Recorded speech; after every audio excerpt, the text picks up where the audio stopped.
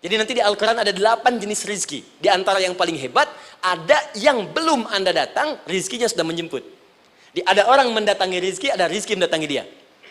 Contoh, Al-Imam Asy-Syafi'i sedang berdiskusi dengan Imam Malik, gurunya. Kata Imam Asy-Syafi'i, nggak ada orang sukses yang instan. Cuman balikan telapak tangan dapat, tidak. Kata Allah, lihat orang-orang dulu. Lihat orang-orang hebat dulu. Bagaimana mereka bisa kaya, bisa sukses, bisa punya posisi. Masat umul ba'sa, petakan olehmu. Kadang sudah mulai, masukkan tender, tiba-tiba gagal, diserobot orang. Kadang-kadang orang yang dapat, Anda yang ngajukan, itu biasa.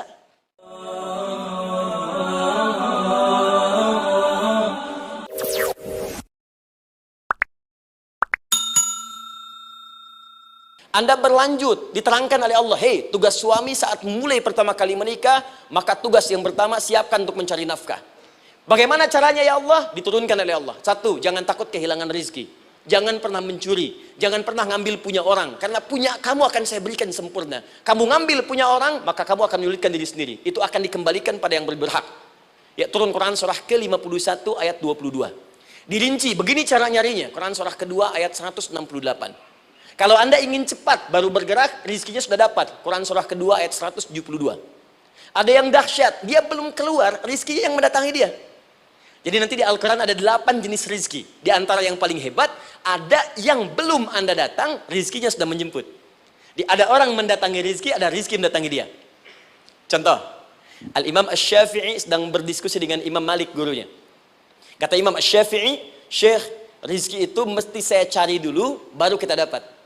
Kata gurunya, ya Syafi'i, ada rizki yang cukup kita beramal dekat kepada Allah, dia akan datang tanpa kita cari dengan ikhtiar manusia. Kata Syafi'i, mustahil. Kata Quran kan kita kerja dulu, baru datang. Kata Imam Malik, gurunya, kamu yang belum sampai. Kita amalkan ini, rizki datang. Maka berhenti sampai di situ, Imam Syafi'i pamit.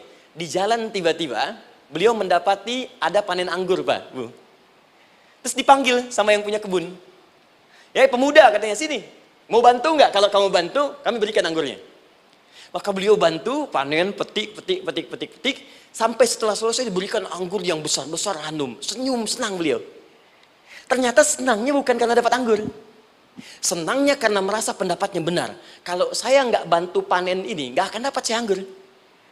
Cuma karena saya bantu, saya diberi ini. Maka rasa senangnya inilah dibawa kemudian kepada gurunya, ingin laporan. Tapi perhatikan adabnya. Dia tidak mengatakan, guru, nih saya benar. Kalau saya nggak ikut panen, nggak dapat saya ini. Perhatikan kalimat Asy-Syafi'i.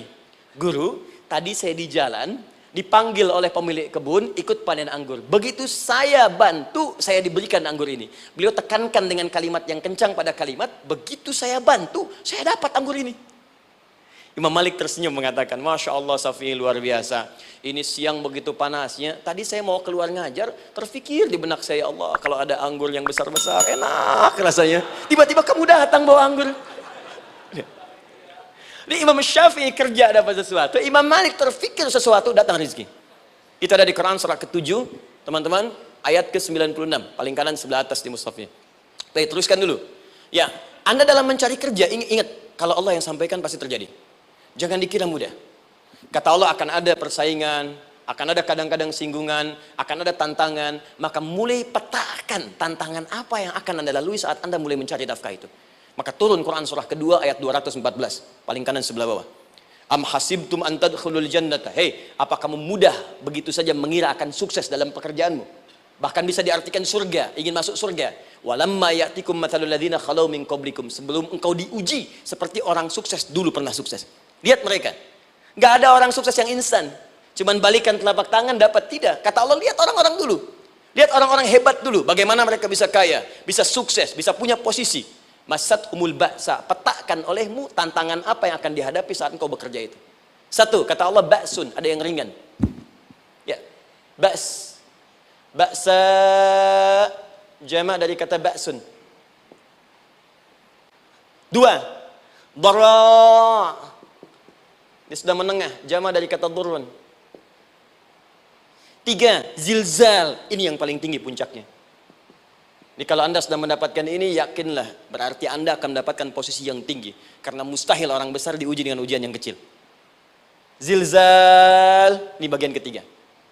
Ba'sa, ba'sun, mulai. Kira-kira tantangan-tantangan ringan apa saja yang akan Anda hadapi? Ya, kalau saya contohkan misalnya dengan contoh yang lain singkat, Anda mau ke masjid, ingin konsisten, mulai hijrah, ingin dekat dengan Allah, tiba-tiba yang tadinya nggak mau ke masjid, mulai ke masjid, diuji dengan hujan. Hujan kecil, rintik-rintik, shower. Begitu hujan, orang Arab mengatakan kalau hujannya bisa lewat tanpa payung pun, orang Arab mengatakan la ba'sa. La ba'sa ini ringan. Orang kita sambungin, labas. Dari bahasa Arab lewat. Nah, jadi kalau Anda mau berangkat nih, siap bekerja, siap hadapi tantangan. Baru mau lewat hujan kecil, berarti itu tantangan kecil kita lewati. Macet, petakan, cari jalan yang kemudian sempurna, jalan yang kosong, buka Google-nya, buka Waze-nya, buka map-nya, cari. Jadi kalau pada yang kecil aja belum kita lewati, bagaimana mendapatkan yang besar? Anda mau ke masjid, dikasih hujan kecil, mau berangkat gak jadi. Papa, kenapa gak jadi? Hujan mah, kan ada payung, takut riak. Tuh. Setelah itu darwa, maaf, tantangan fisik. Kadang-kadang mulai ke fisik, mulai mengganggu. Ya, maaf, dirincikan kemudian oleh Al-Quran. Turun Quran surah ke-21, ayat 87 sampai 88, kisah Nabi Yunus alaihissalam. Yunus beraktivitas, bekerja, bukan berarti nggak ada tantangan. Kadang-kadang dibawa, kadang-kadang diusir, kadang-kadang Anda dapat misalnya proyek, kadang-kadang sudah mulai, masukkan tender, tiba-tiba gagal, diserobot orang, kadang-kadang orang yang dapat, Anda yang ngajukan, itu biasa. Kata Allah itu biasa, bukan cuma Anda, yang lain pun ada. Bukankah Allah ajarkan kisah Sayyidah Hajar alaihissalam dengan Ismail? Bukankah bolak-balik naik Safa Marwah, kadang di atas, kadang di bawah, kadang lihat peluang, sampai Marwah ternyata bukan air. Terkadang Anda yang bekerja, tim yang lain yang mendapatkan, karena kerja keras Anda, bisa jadi terjadi. Bukankah yang kerja keras Hajar yang dapat Ismail? Mungkin Anda yang konsep, yang dapat minyaknya orang lain. Mungkin Anda yang kerjakan, yang suksesnya teman Anda, gak ada masalah. Dan itu kemudian akan bermanfaat bagi Anda. Tidak mungkin setiap keringat yang keluar dari diri kita mustahil, kecuali akan melahirkan manfaat yang kembali pada diri kita. Tantangan.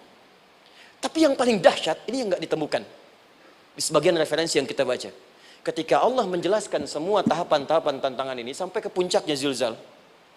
Zilzal itu kalau bahasa sekarang gempa. Ada ujian yang menggoncang hati kita. Ketika Anda kerjakan, ya Allah, tantangannya dahsyat. Kenapa mesti saya, ya Allah? Kau nggak selesai-selesai, ya Allah. Itu wajar, teman-teman, itu biasa. Kata Allah, orang dulu saja mengatakan, mata nasrullah, kapan ini selesai? Berbahagialah kalau teman-teman sudah mendapatkan tantangan puncak yang paling tinggi ini. Ini artinya Allah sedang mempersiapkan Anda menjadi orang besar di kemudian hari. Dan cara mengatasinya diturunkan Quran surah ketiga ayat 142, paling kiri sebelah atas. Perhatikan dahsyatnya. Yang pertama diterangkan tantangannya, yang kedua dijelaskan cara mengatasinya. Saya mau berhenti sampai di titik ini, nanti saya terangkan cara berinteraksi dengan Al-Quran. Ya, perhatikan baik-baik. Kata Allah, jika kelak engkau sudah bisa memetakan tantangan ini, maka siapkan solusi untuk mengatasinya. Ayatnya dibuka dengan kalimat yang sama persis. Saya pernah sampaikan teori ini di dua perusahaan besar di Indonesia. Yang pertama ada salah satu perusahaan, karena ini direkam saya nggak sebutkan perusahaannya, perusahaan otomotif besar, sedang turun gratis, kemudian juga ada inflasi yang tinggi. Terus saya terangkan teori Quran. Dia praktekkan berhasil, Pak. Padahal saat itu saya presentasi di depan non-muslim. Non-muslim. Sales-sales se-Indonesia dikumpulkan, saya bedah tentang ini. Dan mereka berhasil. Sampai sekarang naik lagi. Yang kedua sama, ini direkturnya juga non-muslim. Tapi nggak apa-apa, kita diskusi. Dan mau mendengar teori ini. Dan praktekkan, naik. Ya, dulu di satu perusahaan minyak juga. Sedang turun, karyawan semua dikumpulkan. Lalu kita bahas tentang ini, kita terangkan. Yang ini yang paling menarik dari Al-Quran. Kalimatnya sama persis. Quran surah ketiga ayat 142. Am hasibtum an tadkhulul jannata. Apa Anda duga akan begitu mudah mendapatkan kesuksesan dalam hidup? Tolong fokus baik-baik. Jangan selalu mengartikan jannah dengan surga. Karena asal kata jannah itu artinya kesuksesan, kebahagiaan yang belum tampak. Surga, kenapa disebut dengan jannah? Karena itu puncak kebahagiaan kita yang belum nampak sekarang. Saya kasih rahasia ya, ini antara kita saja nih. Kalau ada kata jim dengan nun di depannya, itu pasti tidak nampak, tersembunyi. Apapun tambahannya. Ya, misal, jin kenapa disebut dengan jin? Karena memang ketika diciptakan, dia tidak tampak, tersembunyi. Lawannya ins. Karena itu kita disebut ins. Karena saat lahir kita tampak. 18 kali disebutkan dalam Al-Quran. Ya ma'syaral jinni wal ins. Wa ma khalaqtul jinna wal ins. Jadi jin disebut jin karena memang fitrahnya tersembunyi, nggak nampak. Jadi kalau ada jin melakukan penampakan, itu jin sedang kena masalah. Sedang keluar dari fitrah. Sama dengan manusia, harusnya tampak. Jadi kalau ada manusia yang senang sembunyi-sembunyi, dia sama dengan, bukan saya yang bilang, sedang punya masalah. Ke kantor, sembunyi-sembunyi, hati-hati Pak Alfian tuh. Biasa ada pintu depan, masuk pintu belakang. Suami di rumah, buka WA, sembunyi-sembunyi, Bu hati-hati tuh. Pulang lewat pintu belakang, berarti sedang punya persoalan dalam hidup. Setiap ada jim dengan nun, pasti tersembunyi. Ibu punya janin, rahim, dalam rahim ada janin. Kenapa disebut dengan janin? Jim, nun, ya, nun. Karena sosok itu belum nampak dalam pandangan kita. Nanti kalau sudah lahir, baru tampak. Jannah, kenapa disebut jannah? Karena belum tampak dalam pandangan kita. Nanti kelihatan. Karena itu dalam Al-Quran, kata jannah itu tidak dikhususkan dengan surga. Tidak dikhususkan dengan surga. Kadang-kadang menunjuk aspek kesuksesan yang belum tampak. Anda mau ngebor minyak, minyaknya belum tampak. Belum kelihatan. Anda mau kerja, ya hasilnya kan belum tampak. Baru ikhtiar sekarang. Karena itu orang Arab disebut kaya, kalau mereka mendapatkan kebun yang tak tampak sebelumnya. Kebun anggur, bukan kurma, kalau kurma banyak. Kebun anggur, ada apel, ada jeruk, sampingnya ada sungai-sungai, disebut dengan jannah. Ya, kalau punya unta, nggak kaya di Arab, biasa. Karena yang kelihatan padang pasir, unta, hitam, merah, biasa. Tapi kalau sudah punya kebun, kebun anggur, yang sulit di padang pasir ada kebun, itu baru disebut kaya. Karena itu orang Arab kadang mengartikan jannah dengan aspek kesuksesan yang belum tampak. Diartikan dengan kebun anggur, kebun apel, dan macam-macamnya. Perhatikan, am hasibtum an tadkhulul jannah. Apa Anda duga ingin sukses itu begitu mudah? Sukses jadi tidak. Walamma ya'lamillahu alladhina jahadu minkum wa ya'lamas sabirin. Perhatikan baik-baik. Sebelum Allah memastikan pada diri Anda terdapat dua hal yang paling utama untuk mengatasi tantangan tadi. Satu, jahadu. Kesungguhan. Serius. Jadi kalau mau sukses, mesti serius. Kerja serius. Cintai pekerjaan Anda. Ya, belajar anak-anak serius. Pastikan belajar dengan serius. Jangan cuma anak-anak duduk paling belakang, nggak pernah nanya, kadang ngantuk, pulang. Ujian, besoknya mau ujian, baru belajar. Ya, sistem SKS, sistem kebun. Ya, kadang-kadang sejam, Bu, Pak. Saya pernah ada orang di luar ngadu waktu di Libya, Ustadz, gimana ini orang Indonesia? Kenapa? Saya belajar 3 bulan. Besok mau ujian. Teman antum orang Indonesia pinjam catatan saya baru semalam. Dia dapat 8, saya 7,5. Saya bilang, Anda belum tahu sistem SKS itu. Baik, ya. Tapi itu bukan solusi. Begitu ujian selesai, ilmu lupa. Itu poinnya. Jadi kalau hanya sekedar ilmu dipakai untuk ujian, pada prakteknya nggak akan terpakai. Ini banyak anak sekolah sekarang hanya belajar untuk ujian saja. Padahal kalau dipraktekkan, kadang kaitan dengan agama tinggi, Bu, Pak. Fisika itu dengan agama itu tinggi. Gaya F1 sama dengan F2, gaya gerak sama dengan gaya dorong. Gaya sedikit, maka keluarnya sedikit. Pukul kencang, bunyinya kencang. Imannya kalau kuat, amalan jadi banyak. Iman sedikit, amal pun sedikit. F berbanding lurus dengan P, hukum Pascal. Gaya berbanding lurus dengan tekanan. Masuk bab akhlak. Makin banyak gaya, makin banyak tertekan. Nah, itulah. Gaji 5 juta, gaya 10 juta, kan? Ini serius. Serius. Di divisi apapun Anda, saya 3 sepekan lalu lah takziah ke tempatnya Yang Habibie, terus diminta tausiah di sana. Dan saya perhatikan beliau termasuk yang paling serius ketika diberikan tugas apapun. Gak pernah diberikan amanah kecuali mencintai pekerjaan itu. Yang Habibie demikian. Ciri orang sukses itu serius. Tapi keseriusan itu, kata Allah petakan jadi 3 bagian lagi. Karena jahadu itu punya 3 turunan kata. Satu, keseriusan merencanakan, disebut ijtihad namanya. Punya rencana. Mappingnya apa? Stepnya apa? Oke, Anda ingin kerjakan sebuah proyek, baik, proyeknya berlangsung berapa lama? Target kita apa? Jangka panjangnya, menengahnya, jangka pendeknya. Kemudian apa tantangan yang akan dihadapi di setiap tahapan-tahapannya? Selesaikan. Bahkan saking pentingnya tahap perencanaan ini ditunjukkan oleh Allah langsung lewat sholat. Teman-teman masih ingat sholat pertama yang kita kerjakan setiap hari, sholat apa namanya? Subuh. Apa artinya subuh? Tuh, ini masalahnya. Ini kata Al-Quran sendiri ya, kata Al-Quran sendiri. Nanti akan ditemukan orang yang ibadah tidak paham apa yang dikerjakan dan dilakukan dalam ibadahnya. Contoh sholat. Kata Allah akan ada orang sholat yang saat sholat tidak mengerti apa yang ia baca dan dia lakukan dalam sholatnya. Jujur tanyakan pada diri kita. Sampai detik ini, dari sekian ribuan kali ruku dan sujud, berapa persen bacaan sholat yang kita pahami? Jangan-jangan kita ruku tapi nggak ngerti yang dibaca. Sujud tak paham yang diungkapkan. Bagaimana bisa khusyuk? Mustahil. Maka kembali ke sini. Kenapa sholat pertama itu disebut dengan subuh? Teman-teman, ternyata semua nama sholat dari subuh sampai isya, plus bacaan dan gerakan dari takbir sampai salam, itu bukan sekedar gerakan semata. Semua ada artinya, ada maknanya. Dan diajarkan oleh Nabi langsung.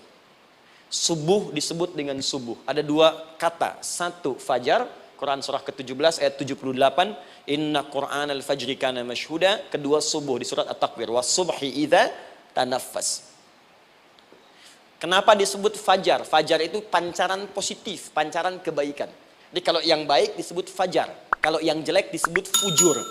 Fujur ada di Quran surah 91 ayat 7 sampai 8. Wa nafsi wa ma sawwaha fa'alhamaha fujuraha wa taqwaha. Fujur itu rambatan, gelombang buruk yang muncul dari nafsu. Ya, ditembuskan ke elemen tubuh kita. Misal gini. Tiba-tiba pengen marah. Ya, di tubuh kita mengatakan melotot, maka ini ada pancaran di hati kita nyambung kemudian ke mata. Ini rambatan dari sini ke mata disebut fujur namanya. Mau ke tangan pukul, masuk ke tangan. Itu rambatannya disebut fujur namanya. Ya. Yang baiknya disebut fajar. Ya, misal saya ingin sholat, tiba-tiba hati mengatakan sudah azan, merambat ke kaki, cepat melangkah. Cepat wudhu. Nah, itu rambatannya disebut fajar namanya. Atau infajar. Ini pasti ada, ya. Fujur nama lainnya nafsu. Disebutkan 115 kali dalam Al-Quran. Takwa, rambatan fajar, sumbernya takwa. Disebutkan 115 kali dalam Al-Quran. Di jiwa kita ada takwa, ada nafsu. Takwa yang dorong malaikat, disebutkan 88 kali dalam Al-Quran. Nafsu yang dorong setan, disebutkan sama 88 kali.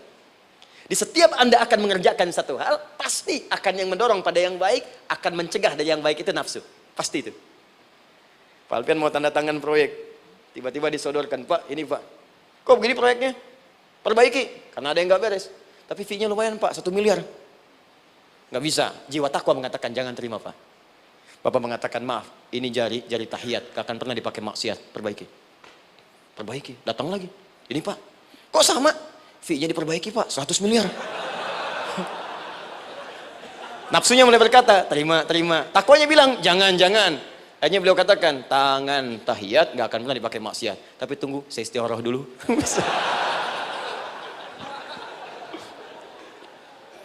Nah, waktunya, ini salatnya disebut fajar. Kenapa disebut fajar? Karena saat kita tidur, terus dengar suara azan, Allahu Akbar, maka memancar dari iman kita, rambatan untuk merespon suara itu. Bangun kita untuk menunaikan salat.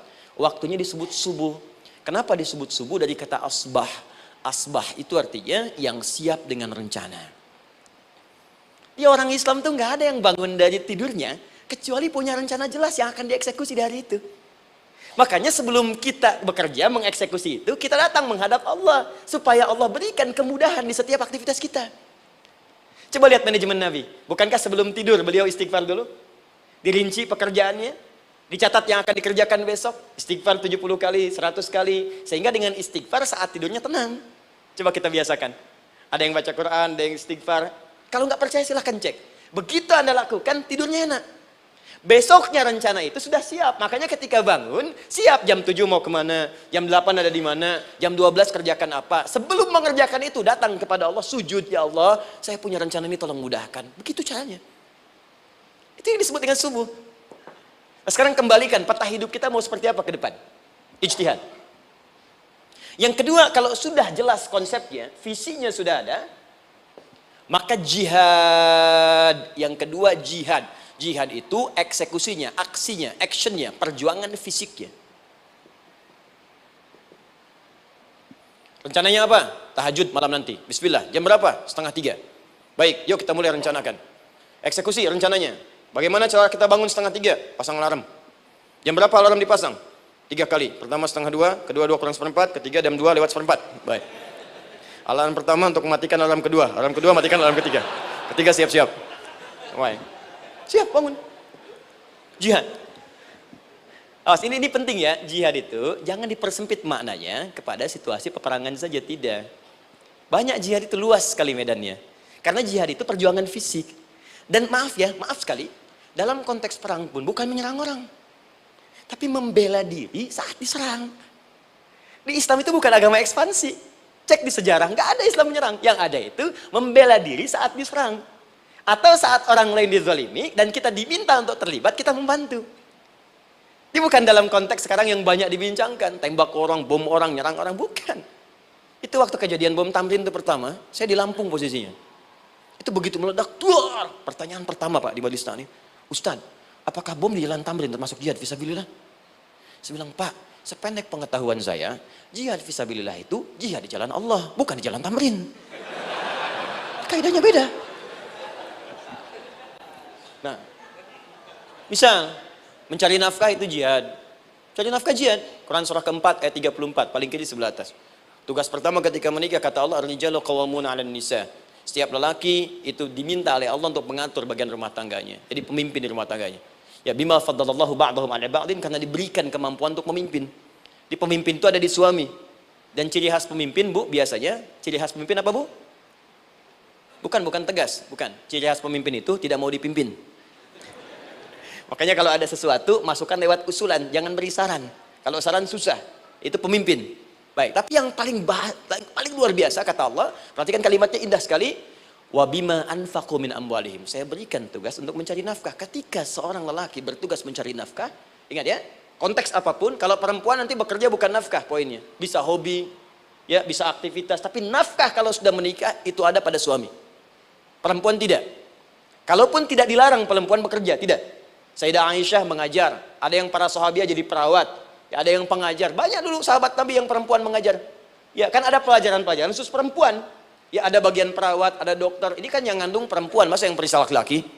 Ya, ada bagian perempuan tertentu, itu silahkan bekerja boleh. Tapi nafkah laki-laki. Begitu lelaki meniatkan pekerjaannya karena Allah untuk mencari nafkah, itu setiap langkahnya jihad fisabilillah.